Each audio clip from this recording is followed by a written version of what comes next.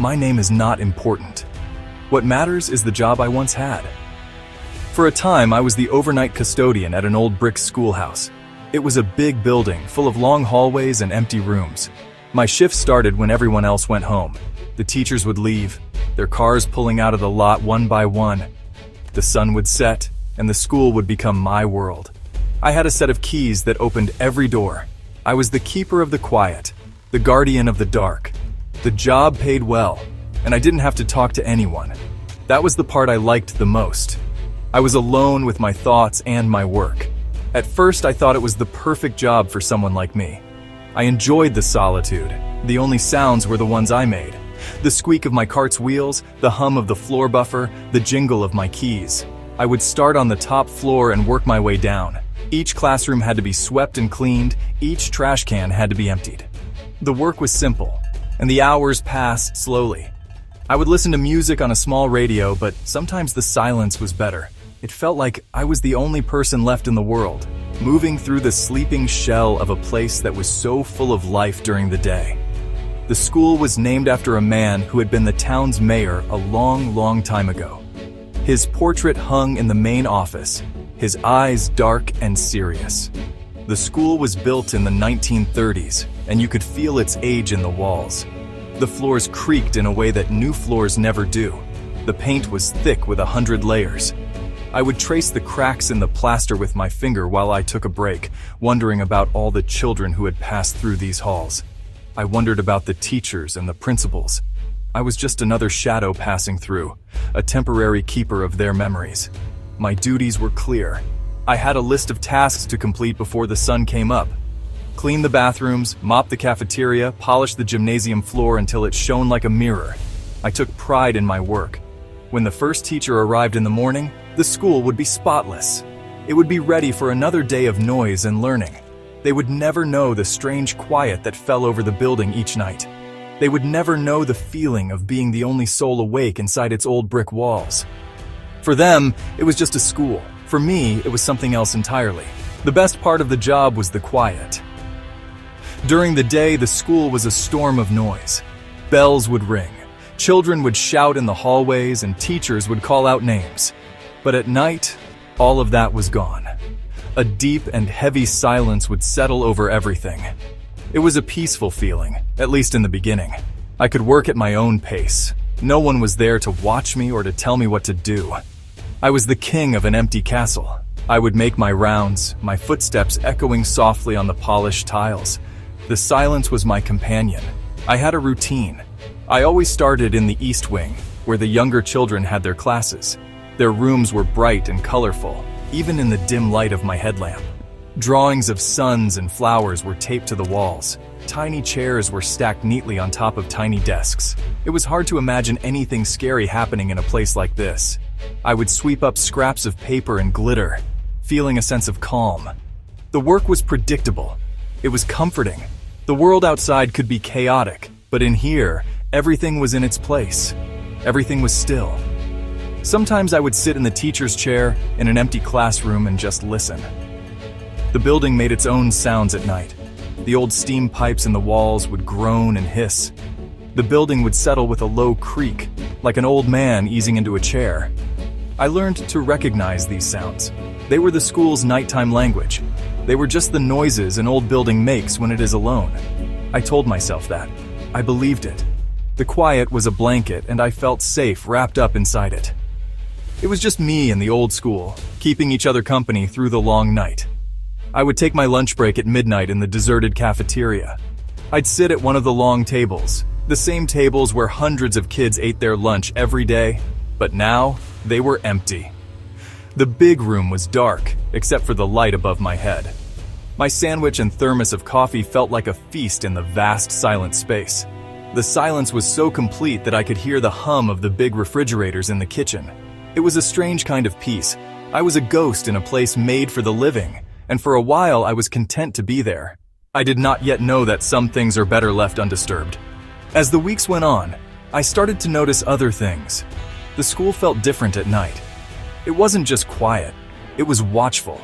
During the day, sunlight poured through the big windows, making everything feel open and safe. But at night, The hallways became long, dark tunnels. The moonlight would cast strange shadows that looked like people standing in the corners of my eyes.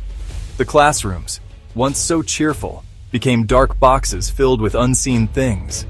The little desks looked like rows of tombstones in the gloom. The air itself felt heavier, thicker, as if it was holding its breath and waiting for something to happen. The sounds of the school began to change for me too. The groaning pipes no longer sounded so innocent. They started to sound like whispers, just too low for me to understand. A sudden clang from the boiler room would make me jump. I would tell myself it was just the heat kicking on, but the thought would linger. Was it really? The creaks of the floorboards above me started to sound like footsteps. I would stop my work and listen, my heart pounding in my chest. But the sound would always stop, leaving me alone again in the heavy silence. The school was no longer a peaceful place. It was a place of secrets. Nowhere was this feeling stronger than in the basement. The basement was not on my regular cleaning schedule, but I had to go down there sometimes to check the main breaker or get supplies. A single steep flight of concrete stairs led down into the darkness. The air grew cold and damp the farther you went down. It smelled of wet earth and dust and something else, something old and sour.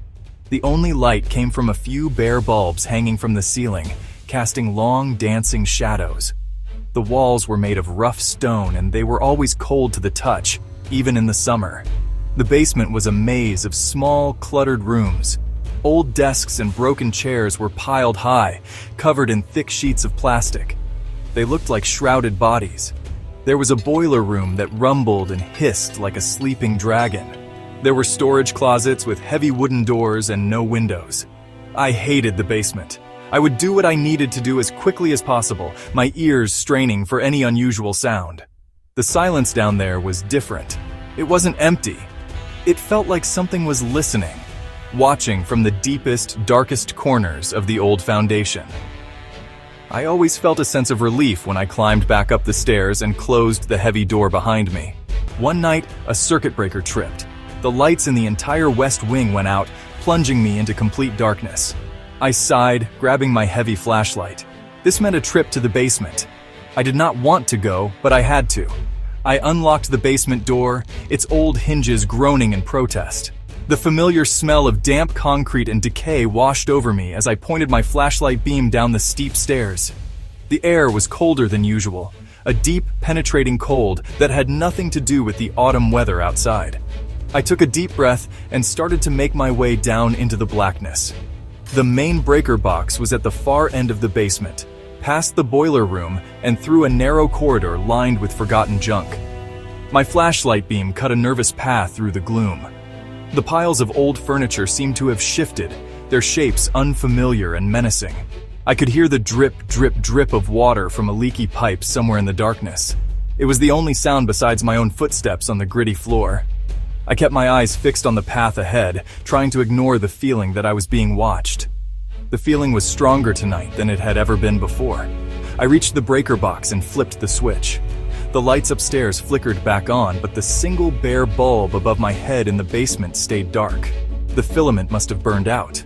Now, my only light was the flashlight in my trembling hand. That was when I heard it, a soft scraping sound. It came from one of the storage closets down the corridor, a room I never had a reason to open. Scrape, scrape. It sounded like something heavy being dragged across the concrete floor.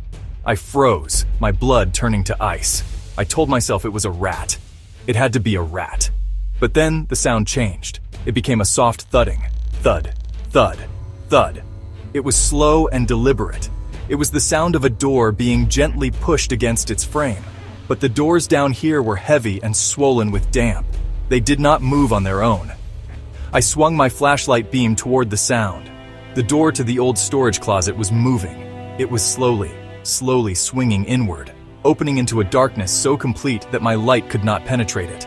A blast of freezing cold air rushed out of the opening, so cold it felt like it was burning my skin, and the thudding stopped. The silence that followed was worse than any noise.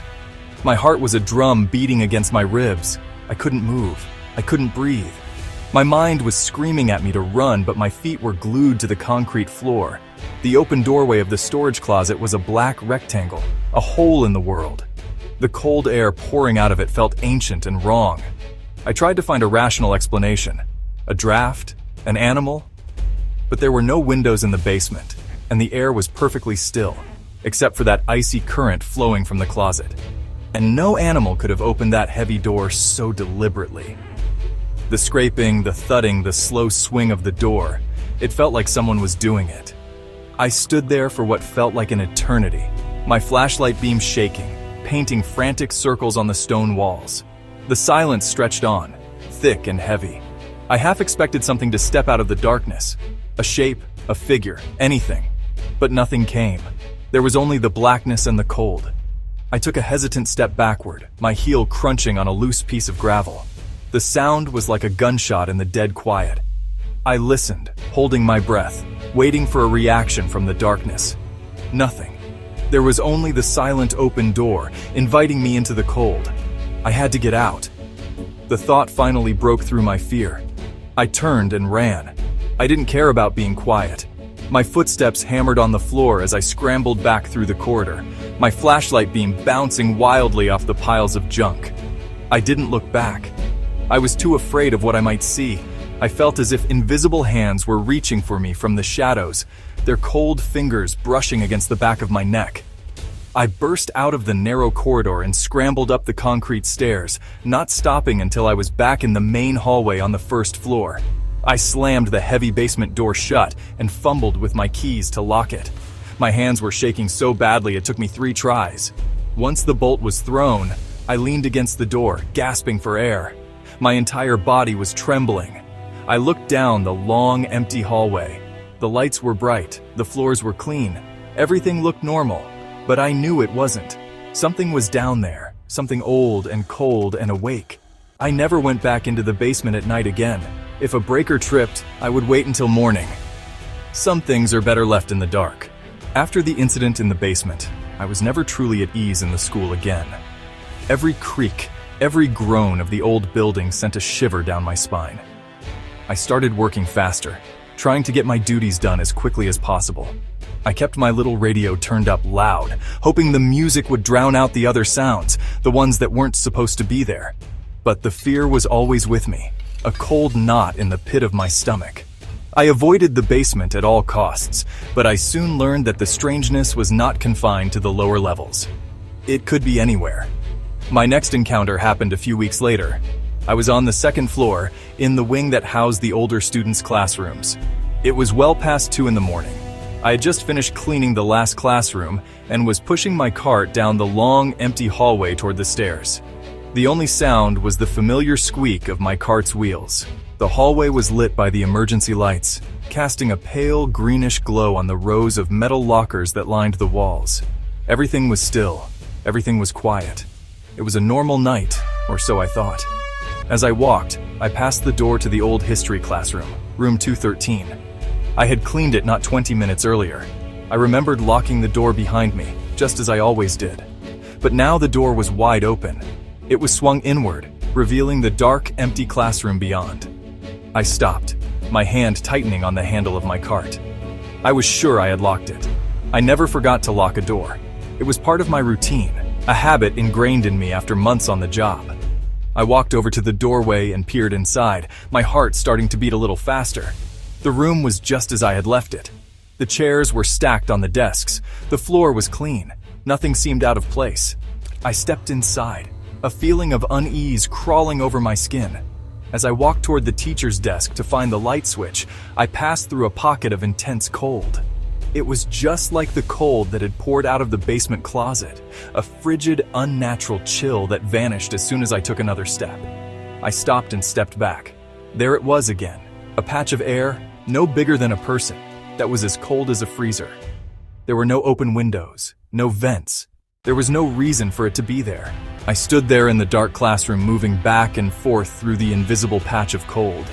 My mind raced, trying to find an explanation. A draft from a crack in the window frame, a problem with the heating system. But this was different. This cold felt wrong. It felt purposeful. It was then that I noticed something else. On the teacher's large wooden desk, a single textbook lay open. I was certain that the desk had been clear when I cleaned the room. I was meticulous about my work. I would have noticed a book left out. I would have closed it and placed it on the stack with the others.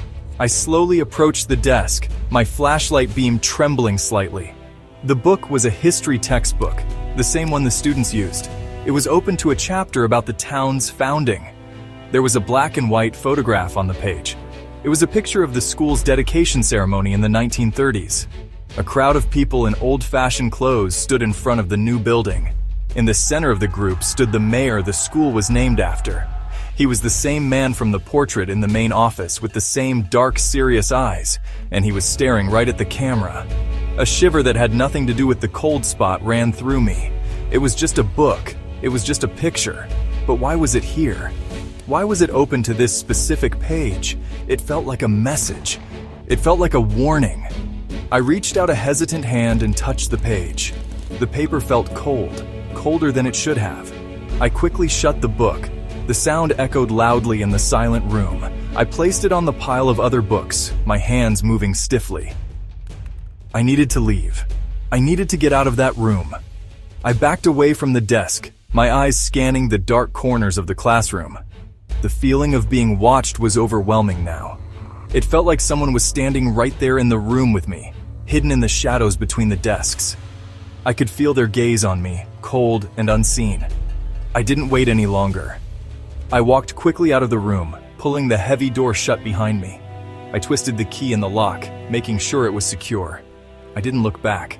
I pushed my cart down the hallway as fast as I could, the squeaking of its wheels sounding unnervingly loud in the great empty building. Those two experiences changed everything. The school was no longer my quiet castle. It had become a place of dread.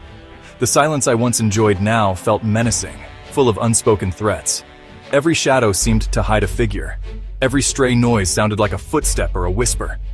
My work became a frantic race against the clock, a desperate attempt to finish my tasks and escape the building before it could show me something else. I stopped listening to music. I needed to hear everything, to be alert for any sign that I was not alone. The quiet hours were no longer a comfort. They were a trial. My routine changed. I started carrying 2 flashlights instead of 1. I would prop open the doors of the rooms I was cleaning, so I never felt trapped inside. I stopped taking my breaks in the cafeteria, opting instead to sit in my old car in the parking lot, where I could see the sky and feel the fresh air. Looking at the dark school from the outside, it was hard to believe the things I had felt inside. It looked like just a building, a silent mass of brick and glass. But I knew better. I knew what was waiting in its empty hallways and dark rooms. The fear began to wear on me. I became jumpy and irritable. I couldn't sleep well during the day. Every time I closed my eyes, I would see the basement door swinging open into blackness, or the history book lying open on the desk. I would feel that unnatural cold on my skin. I started thinking about the history of the school, about the man in the photograph. Had something happened to him? Had something happened in this building a long time ago? These were not questions I wanted to answer. I just wanted the feeling to go away. I tried to tell one of the daytime custodians about what had happened. He was an older man who had worked at the school for 30 years. I told him about the noises, the cold spot, and the open doors. I expected him to laugh at me, but he didn't. He just nodded slowly, his face serious. He told me that the night shift does strange things to a person's mind. He said that old buildings make noises, but as he walked away, he turned back and said, "Some rooms are best left alone." He never said which ones. I knew then that I couldn't work there anymore. I quit the job a week later. I didn't give a reason. I just said I was moving on. I handed in my keys, the same keys that had once made me feel like the king of the castle. Now, they just felt cold and heavy in my hand. As I walked out of the school for the last time, it was the middle of the day. The sun was shining, and the hallways were filled with the sounds of children laughing and talking.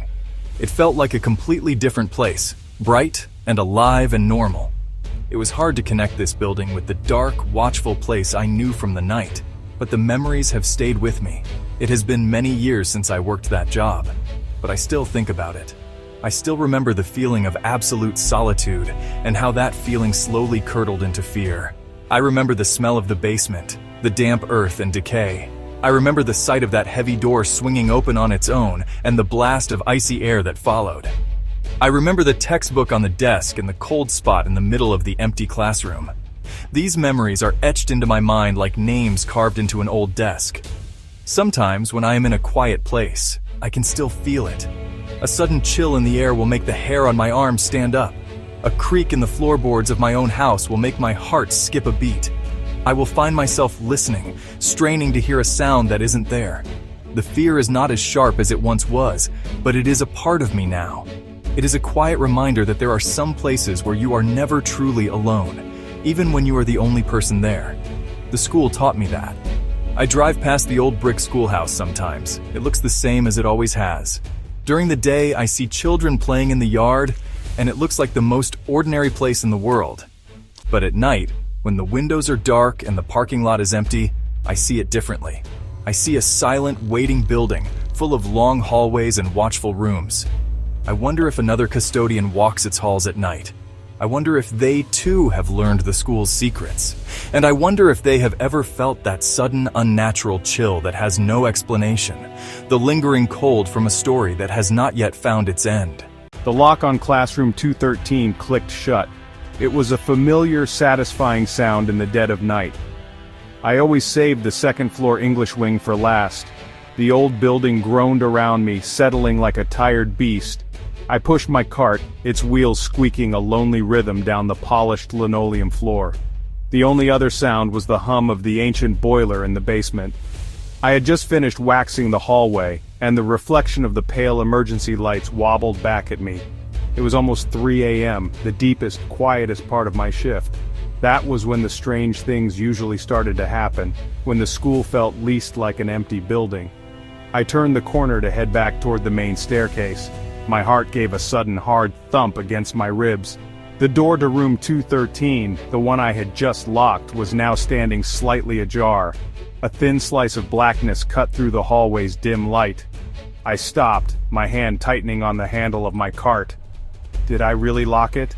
Yes, I was sure of it. I had heard the click. I'd even given the knob a little jiggle, just like I did with every single door, every single night. It was part of my routine, a little dance of security I performed in the echoing silence. My feet felt glued to the floor. I didn't want to go back. Every instinct screamed at me to just walk away, to leave it be until morning. But it was my job to make sure everything was secure.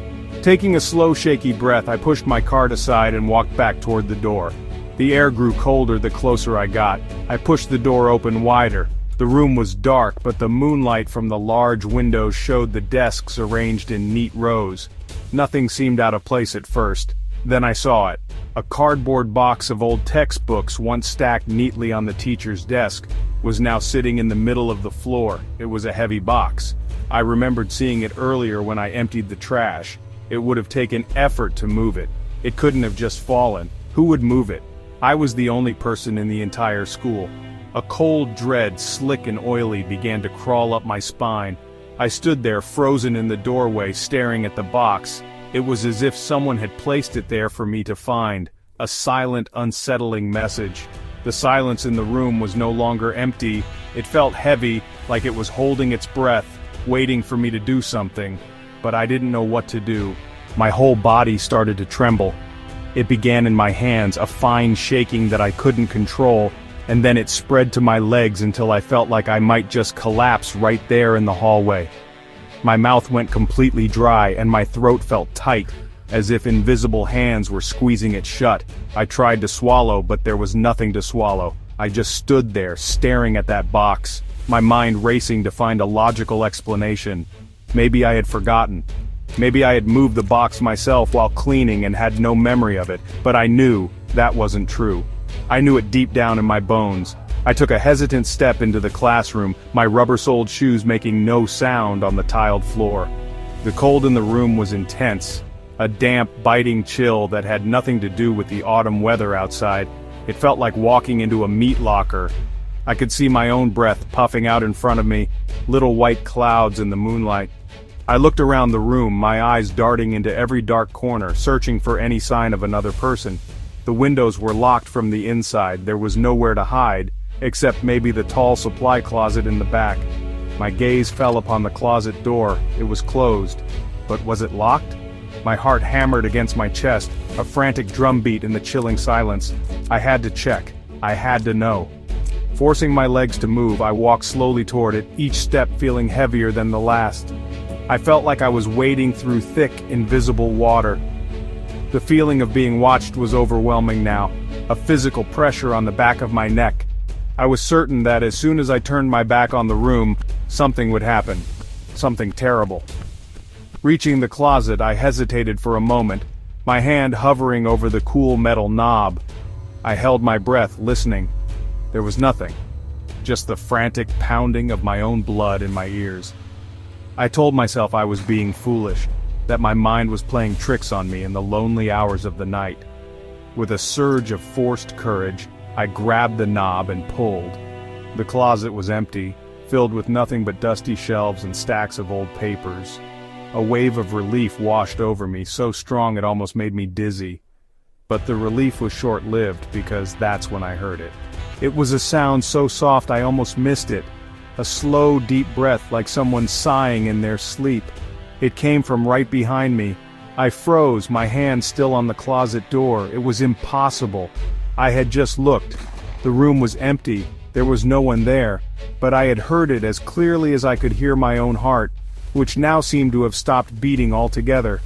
I squeezed my eyes shut, praying that I'd imagined it, that the old school was just making noises, that the pipes were just hissing. But this wasn't a pipe. This was the sound of breathing. Slowly, ever so slowly, I turned around. I scanned the entire room again, from the teacher's desk to the rows of empty student chairs, to the dark corners where shadows clung like thick cobwebs. Nothing. Nobody. The moonlight streamed through the windows, casting long, distorted shapes across the floor, but the room was undeniably empty of any living person. The box of books was still sitting in the middle of the floor, a silent testament to the fact that I wasn't imagining everything. Something had moved it, and something had just breathed down my neck. I backed away, never taking my eyes off the empty space where the sound had come from. I retreated out of the classroom, my body moving stiffly like an old robot. Once I was back in the relative safety of the hallway, I pulled the door shut, my hand fumbling with the keys. My fingers were numb and clumsy. The key scraped against the metal plate before finally finding the lock. I turned it, listening for the click, and then I turned and practically ran, abandoning my cart in my haste. I didn't stop until I reached the bright fluorescent lights of the custodian's office in the basement. I sat there on a worn-out chair, my body still shaking, trying to make sense of it all. I replayed the moment over and over in my head. The open door, the moved box, the cold, the breathing. It all felt so real, too real to be a product of an overactive imagination. I felt a profound sense of violation, as if a private space had been invaded. But the space wasn't mine. It was the school's. And whatever was in that room felt like it had been there for a very, very long time. It was watching me. I was sure of it now. It was playing a game with me. The next morning I was a nervous wreck. I had barely slept. And when I did, my dreams were filled with dark hallways and the sound of slow, deep breathing. I waited anxiously for my supervisor, Mark, to arrive. He was a big man who had been working for the school district for 30 years and claimed to have seen it all. I thought if I told anyone, he might be the one to believe me, or at least take me seriously. When he walked in, smelling of coffee and stale donuts, I spilled the whole story out in a rushed, trembling voice. I told him about the door, the box, and the breathing. Mark listened patiently, his face unreadable. He steepled his fingers on his desk and looked at me over the top of his glasses. When I finished, he was silent for a long moment. "Room 213, you said?" he asked, his voice calm and even. I nodded eagerly. "Listen," he said with a heavy sigh. "This is an old building, it makes noises. The doors have old hinges, sometimes they don't latch right if you don't slam them. You were probably just tired. The mind plays tricks on you when you're working the graveyard shift alone." He said it kindly, but the dismissal was clear. He didn't believe a word of it. "But the box, Mark," I insisted, my voice cracking a little. It was heavy. It couldn't have moved on its own. He just shrugged. Maybe one of the day guys moved it and forgot to put it back. You know how they are. He stood up and patted me on the shoulder. I'll go up and check it out just to make you feel better. But I'm telling you, there's nothing there. He went upstairs, and I waited, a small flicker of hope in my chest. Maybe he would see that I wasn't crazy. Maybe he would find something out of place. He came back 20 minutes later, shaking his head. "Everything's exactly where it should be," he announced. Door was locked tight, and I asked Mrs. Davison, the teacher. She said she put that box of books on the floor herself yesterday afternoon because it was too heavy for her desk. See, a perfectly logical explanation for everything. He smiled as if the matter was settled, but it wasn't. I knew what I had experienced. The cold wasn't my imagination. The breathing wasn't a faulty pipe. His logical explanations felt like a slap in the face, making me feel even more alone and isolated with my fear. So, the other custodians, they heard about my story, as they like to call it. During our brief shift changes, they'd toss around little jokes. "Don't let the ghost get you," one of them would shout as I headed into the main building. They'd laugh, and, well, I'd force a weak smile, but inside I was just churning with anxiety and frustration. Their teasing, it made everything worse. It made me question my own sanity, even though I knew deep down what had happened. I started to feel like the weird new guy, the one who couldn't handle the night shift. So, I began to keep to myself, avoiding conversation and just, focusing on my work. One afternoon I was cleaning the staff lounge when one of the older custodians, a quiet woman named Sarah who was close to retirement, came over to me. She waited until we were alone. "I heard what you saw in room 213, she said softly, her voice barely a whisper. "Don't listen to the others. They like to act tough, but this place, it has a history." I looked at her, surprised. She was the first person who hadn't immediately dismissed my experience. She leaned in closer, her eyes scanning the empty doorway of the lounge. "That room has always been strange," she continued. "Years ago, long before you or I started here, there were rumors. They say a student once hid in that big supply closet to pull a prank on a teacher. He was going to jump out and scare her, but he fell and hit his head. They didn't find him until the next morning. Some people say he never really left that classroom. The story sent a fresh wave of ice through my veins. The closet, the very closet I'd checked, where I had heard the breathing right after. It all clicked into place in a horrifying way. Sarah told me that wasn't the only story about Northwood High. This school is built on old memories, she said, her expression grim. Bad ones too, especially the auditorium. A drama teacher, a man named Mr. Albright, was supposedly very dedicated, too dedicated. He was working late one night, rigging some lights for a play, and he had an accident, a fatal one. The stage is where he spent most of his time, and some say it's where he still spends his time. She patted my arm and left, leaving me alone with these chilling new pieces of a puzzle I never wanted to solve. Sarah's stories haunted me.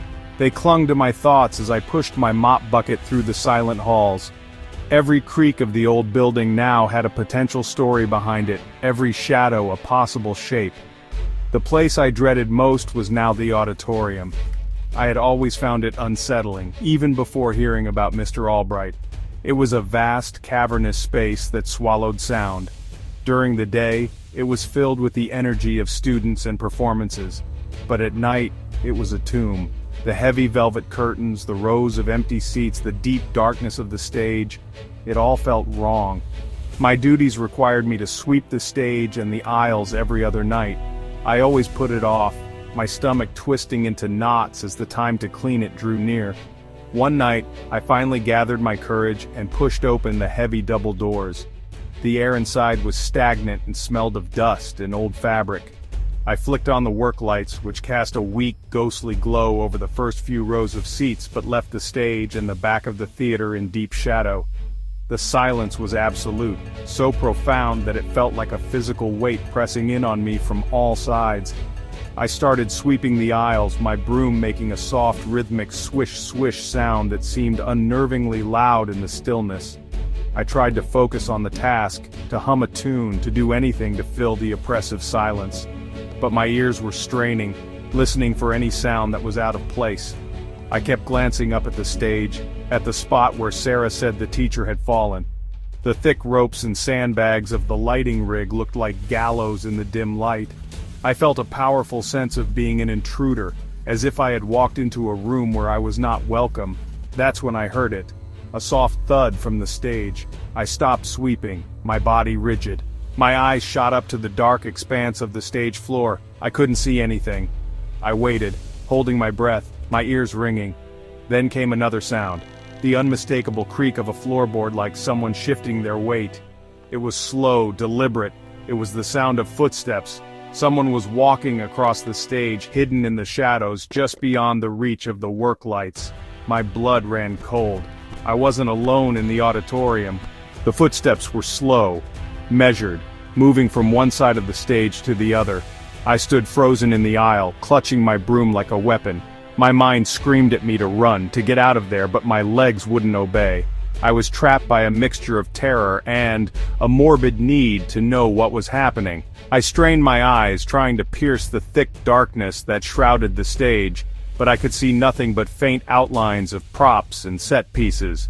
The footsteps stopped.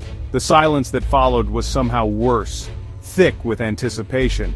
Then, a new sound began. It was a whisper. At first, it was so faint I thought it might be the wind or the building settling, but it grew, not in volume but in clarity. It was a sibilant hissing sound, like many voices whispering at once, but I couldn't make out any words.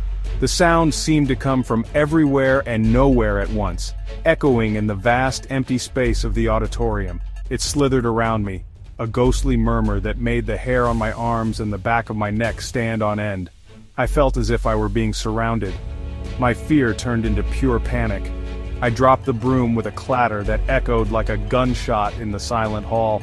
The whispering stopped abruptly, as if cut off by the noise. A new, more terrifying silence descended. I fumbled for the small flashlight I kept clipped to my belt. My hands were shaking so badly it took me 3 tries to switch it on. The beam of light cut a weak, trembling path through the darkness. I swept it across the stage, the light dancing over dusty curtains, wooden flats, and old furniture covered in white cloths, making them look like a gathering of ghosts. The beam landed on the director's chair, a tall canvas seat that was always left at the edge of the stage. My breath caught in my throat. The chair was rocking. It was moving back and forth, slowly and rhythmically, as if someone had just gotten up from it. It creaked softly with each movement. I stared, mesmerized and horrified. There was no draft, no wind.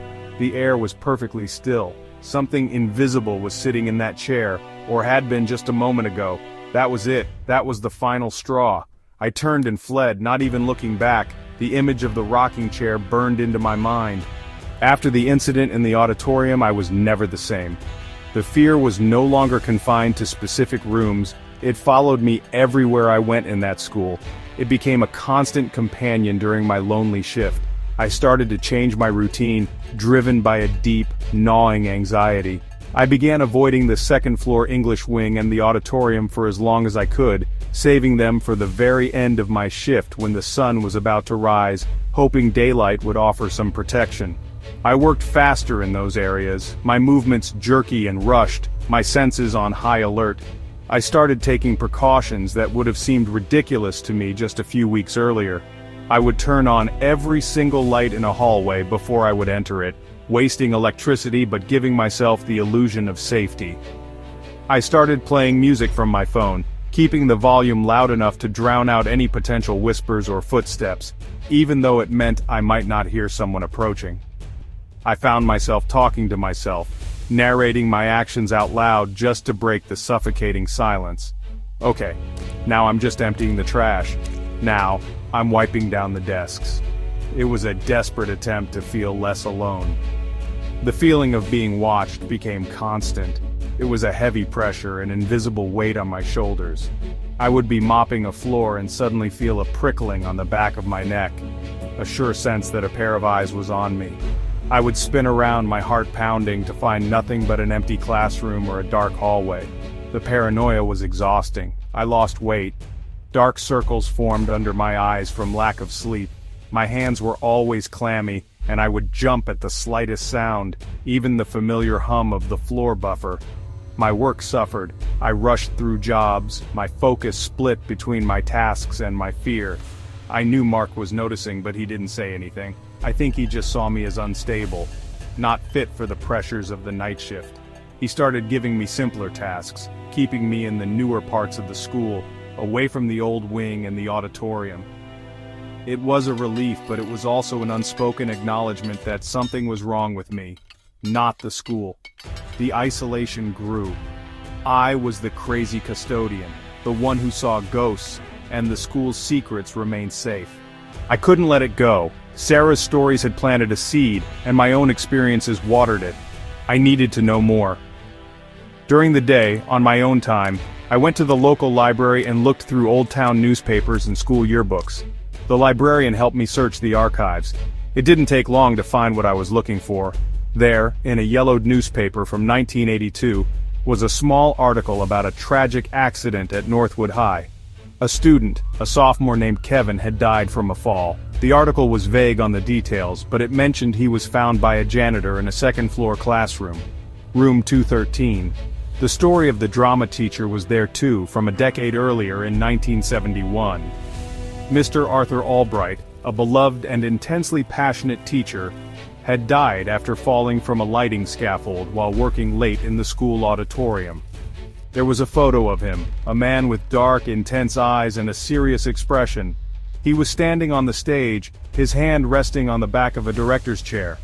My blood turned to ice. It was the same type of chair I had seen rocking on its own. The legends weren't just rumors, they were real, they were rooted in tragedy. These discoveries didn't bring me peace. They made the fear worse because now it had a name and a face. The presence in room 213 wasn't just a random cold spot, it was the lingering spirit of a boy who died tragically. The footsteps and whispers in the auditorium weren't just the building settling. They were the echoes of a dedicated teacher who never left his post. I was no longer just dealing with strange noises, I was walking through the final, tragic moments of two people's lives night after night. The school wasn't just haunted, it was a place of deep, lingering sorrow. I finally understood. I wasn't the one they were trying to scare. Maybe they weren't trying to do anything at all. Maybe they were just stuck, replaying their last moments over and over in a loop I had stumbled into. The breathing, the footsteps, the moved objects. Perhaps it was all just a ghostly routine, as mundane to them as my own routine of locking doors and mopping floors. But that thought offered no comfort. It only made the school feel more like a tomb, and I was the unwelcome visitor disturbing the dead. I knew then that I couldn't stay. I couldn't be a part of their story any longer. I handed in my resignation the next day, telling Mark only that the night shift wasn't for me. He just nodded, not surprised at all. Leaving that job was one of the easiest decisions I have ever made, but forgetting the chilling nights I spent at Northwood High has been impossible.